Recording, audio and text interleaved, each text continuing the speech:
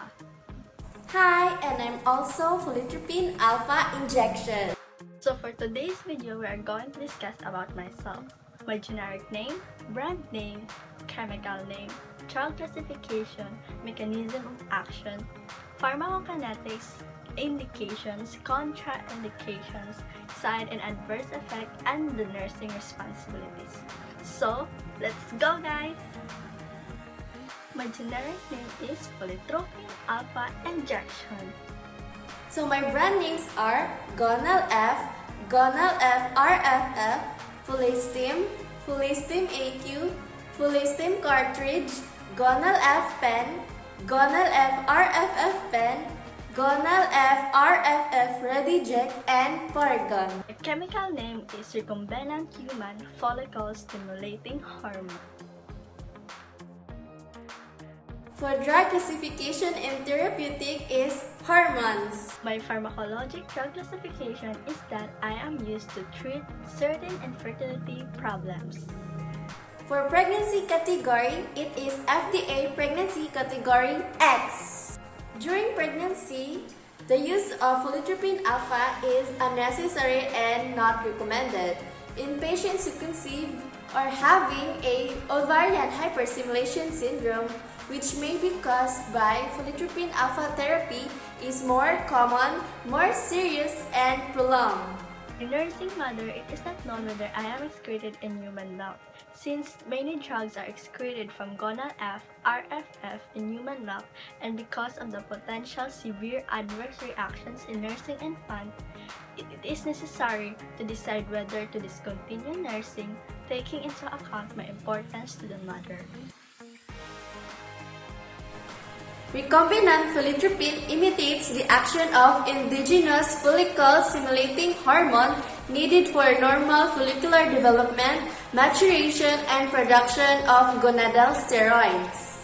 The concentration of follicle-stimulating hormone in females is important for the onset and duration of follicular development, and thus for the timing and number of follicles that reach maturity.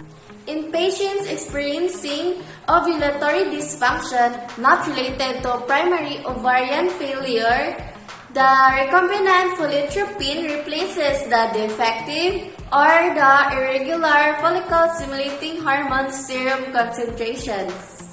Recombinant Folitropin provides follicle-stimulating hormone activity required to stimulate recruitment, development, and maturation of follicles. Since Folitropin has no luteinizing hormone-like function to imitate the endogenous luteinizing hormone spike, human chorionic gonadotropin is administered. Folitropin alpha, or the follicle-stimulating hormone used for the treatment of female infertility, promotes ovarian follicular development in women who do not have primary ovarian failure. The primary hormone in charge for follicular recruitment and growth is the follicle-stimulating hormone, which is the active component of Folitropin alpha. Now, let's talk about my pharmacokinetics, in which the response of the body once I enter the body. So it deals about absorption, distribution, biotransformation, and excretion. So now, let's talk about my absorption. The absorption rate is the key driving force behind my pharmacokinetics, as the rate of absorption after subcutaneous and intramuscular administration was found to be slower than the removal rate. The bioavailability is around 66 to 76% in healthy volunteers. So the peak duration after subcutaneous injection was 8 to 16 hours in females and 11 to 20 hours in males. So my distribution is up to 8 liters female subjects following intravenous administrations of a 300 IV dose. So my metabolism or biotransformation is not available. And my excretion is that I excreted via liver and kidneys. My half-life elimination for a healthy female is that 50 hours for an intramuscular and 24 hours for subcutaneous. So for the indications, it is a treatment for female infertility and male infertility, and assisted with reproductive technologies. So for the treatment of female infertility, I-folitropin alpha is indicated in stimulating the follicular development in patients with ovulatory dysfunction that is not attributable with primary ovarian failure, such as anovulation or oligoovulation for the treatment of female infertility. Folitropin alpha substitutes follicle-stimulating hormone physiologic concentration. So I am used in combination of correctly timed human chorionic gonadotropin injection with no ovulatory surge of endogenous luteinizing hormone is developed by the patient. So for the treatment of male infertility, I am indicated in the induction of spermatogenesis in men with primary and secondary hypogonadotrophic hypogonadism in whom the cause of infertility is not due to primary testicular failure. For the assisted reproductive technology, I am also indicated for stimulating the development of multiple oocytes such as the embryo transfer, in vitro fertilization in ovulatory patients enrolled in an assisted reproductive technology program or the ART program. So now, my contraindications, the causes and restrictions. So, I restricted through hypersensitivity, abnormal genital bleeding of undetermined organ, sex hormone-sensitive reproductive tract, and accessory organ malignancies. I'm also restricted through organic intracranial lesions such as pituitary tumor, ovarian cyst, or enlargement of undetermined organ. I'm also restricted through elevated of FSH levels suggesting primary gonadal malfunction, uncontrolled thyroid or adrenal dysfunctions, lactations, and pregnancy. So, let's categorize these side and adverse effects caused by knee per body system. For the central nervous system, I gave you headache, dizziness, and migraine. And for the endocrine system, your breast will be in pain. For the cardiovascular system, there will be thromboembolic events. For the gastrointestinal system, there will be abdominal pain, nausea, flatulence, constipation, diarrhea, dyspepsia, and even stomatitis ulcerative. So for the reproductive system in female, there will be ovarian cyst, ovarian hyperstimulation, irregular bleeding, vaginal hemorrhage, breast pain, then dysmenorrhea, gynecological related pain, and uterine hemorrhage.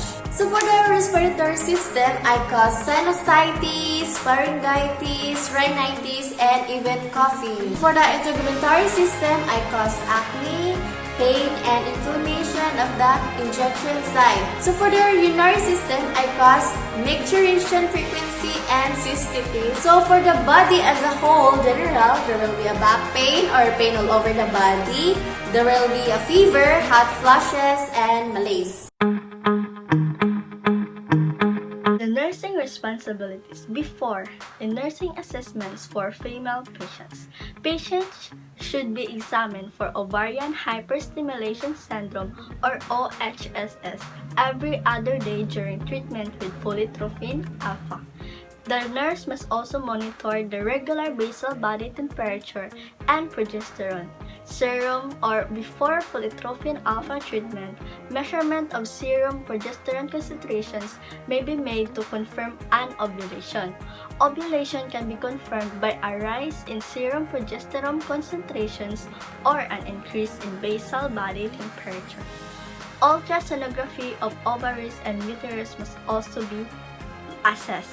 in which ultrasonography and monitoring of serum estradiol concentrations can be used to monitor follicular development, predict timing for human chorionic gonadotrophin or HCG administration, detect ovarian enlargement, and aid in minimizing risk of OHSS and multiple gestation. For male patients, for men, monitor serum testosterone levels and sperm counts prior to concomitant therapy with polytrophin alpha and HCG. Pre-treatment with HCG alone is required to achieve normal serum testosterone levels. So pre-treatment with HCG may require 3 to 6 months. Serum testosterone levels should be normalized prior to initiation of therapy and assess patients for signs of ovarian hyperstimulation syndrome. So during the nursing responsibilities, we will have a nursing implementation and patient family teaching. So for the nursing implementation, there will be 3 categories that will be subcutaneous, vials, and pre-filled pens.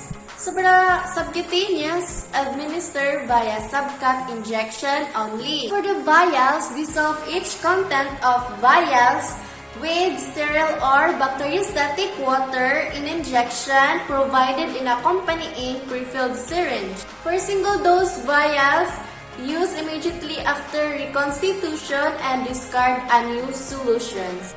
Multi-dose vials may be stored in refrigerator or at a room temperature up to 28 days. Dose from multi-dose vials should be administered with calibrated syringes provided by the manufacturer and protect elimination from all vials.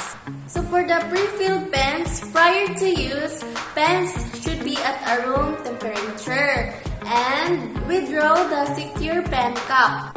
Remove the peel tab on the single-use disposable needle from the outer needle cap provided in the carton. Push the threaded tip of the pen into the outer needle cap's open end and twist until firmly set in clockwise direction. Remove but don't throw away the outer needle cover. At this time, do not remove the internal needle cap. Select prescribed dose by turning dosage dial to proper dose mark. Pull out injection button on pen as far as it will go. Then remove inner needle cap on pen. Insert needle into abdominal skin at 90 degree and push the injection button. Allow needle to remain in skin for at least 5 seconds to ensure that all doses are injected. Remove needle and replace outer needle cap onto needle. Remove needle by unscrewing pen counterclockwise and dispose it in a safety container. Replace protective pen cap. Unused pens may be stored in refrigerator until expiration date or at a room temperature up to 1 month, whichever occurs first. Used pens may be stored in refrigerator or at a room temperature for up to 28 days. Pens should be protected from light. So for the patient family teaching, the duration of therapy, the requisite of supervision, the possible adverse reaction, and the possibility of multiple births will be addressed with the patients prior to the beginning of therapy. So, encourage couple to have daily intercourse starting on the day before HCG administration, before ovulation becomes evident based on progestational activity, determination, and disease. To ensure insemination, it should be taken with care. And after, the nurse must have the evaluation and desired outcomes, in which the desired outcomes of polytrophin alpha is the successful pregnancy and an increase of sperm count. So that's it. Again, this is me, Polytrophin Alpha. I hope you learned something from polytrophin alpha. And thanks for watching.